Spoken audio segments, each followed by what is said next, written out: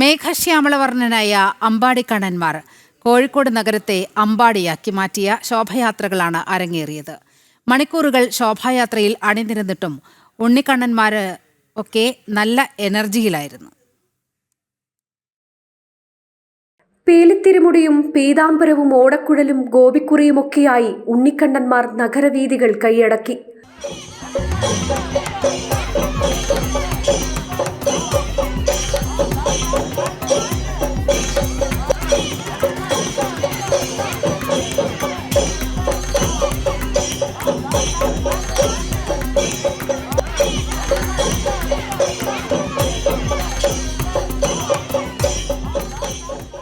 അധർമ്മത്തിന്റെ രണഭൂമികളിൽ പാഞ്ചജന്യം പുരട്ടി ധർമ്മസംസ്ഥാപനം നടത്തിയ കൃഷ്ണൻ, അമ്മ യശോദ മാതൃവാത്സല്യത്തിന്റെ ഉരലിൽ കെട്ടിയിട്ടപ്പോൾ മണ്ണുതിന്ന വായിൽ മായിക ലോകം കാണിച്ച കൃഷ്ണൻ, രണഭൂമിയിൽ തളർന്നിരുന്ന അർജുനന് സാരോപദേശം കൊടുത്ത് പോരാളിയാക്കിയ കണ്ണൻ, പൂതനയ്ക്ക് മോക്ഷം കൊടുത്തതും കാളിയനുമേൽ മർദ്ദനമാടിയതുമെല്ലാം വീണ്ടും നിശ്ചല ദൃശ്യത്തിലൂടെ പുനർജനിച്ചു.